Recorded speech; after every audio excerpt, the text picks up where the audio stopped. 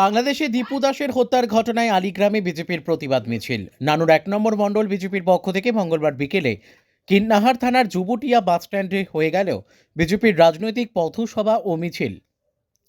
এদিন প্রথমে বাংলাদেশে দীপু দাসের হত্যার ঘটনার প্রতিবাদ জানিয়ে আলীগ্রামের ব্যাংক মোড় থেকে যুবটিয়া বাসস্ট্যান্ড পর্যন্ত একটি মিছিল করা হয়।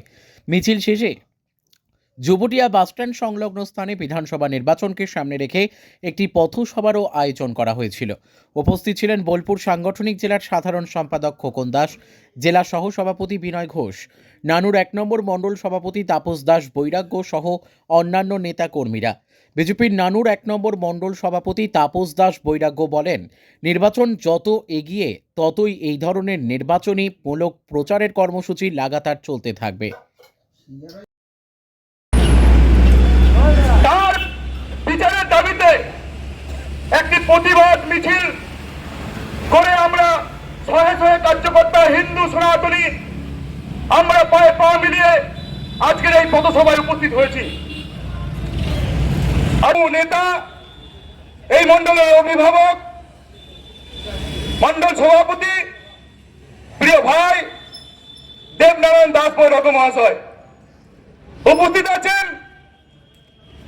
রাজ্য কমিটির অন্যতম সদস্য সম্মানীয় তাপস ঘোষ মহাশয় উপস্থিত আছেন।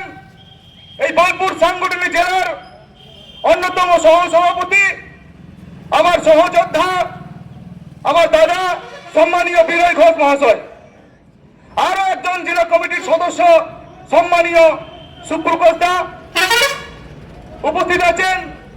আমার এই নানুর বিধানসভার প্রাক্তন বিধানসভার কো-কনভেনার সম্মানীয় গৌতম দা এবং আমাদের এই নানুর বিধানসভার ভারতীয় জনতা পার্টির 2021 সালে যিনি প্রতিদ্বন্দ্বী করেছিলেন সেই সম্মানীয় তারক দা এবং সর্বোপরি এই যে DK1 পঞ্চায়েতের আমাদের লড়াকু কার্যকর্তা পঞ্চায়েত নির্বাচনে যেভাবে এই DK1 আলীগ্রাম যুবটিয়া গ্রাম থেকে যেভাবে ভারতীয় জনতা পার্টির কার্যকর্তারা লড়াই করে পঞ্চায়েত নির্বাচনে তারা তিনটে পঞ্চায়েত মেম্বার ভারতীয় জনতা পার্টির সদস্য তারা জিতেছেন, সেই সম্মানীয় বাপিদা এবং আজকে বিজেপির প্রোগ্রাম হলো, আপনারা জানেন যে 5ই ডিসেম্বর থেকে 15ই জানুয়ারি পর্যন্ত যে টানা 45 দিন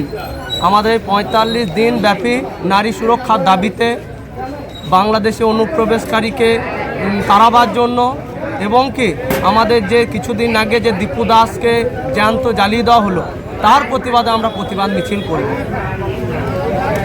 অংশগ্রহণ করেছিল এই প্রতিবাদ মিছিলে প্রত্যেকটা গ্রাম থেকে মহিলারা এসেছেন এবং আমাদের যারা জয়ী মেম্বার তারা এসেছেন এবং দূর দূরান্ত থেকে অনেক মানুষ যারা যাতায়াত করেছে তারাও আমাদের এই প্রতিবাদকে সমর্থন জানিয়েছেন এবং তারাও দাঁড়িয়ে দাঁড়িয়ে আমাদের এই সভাতে অংশগ্রহণ করেছেন।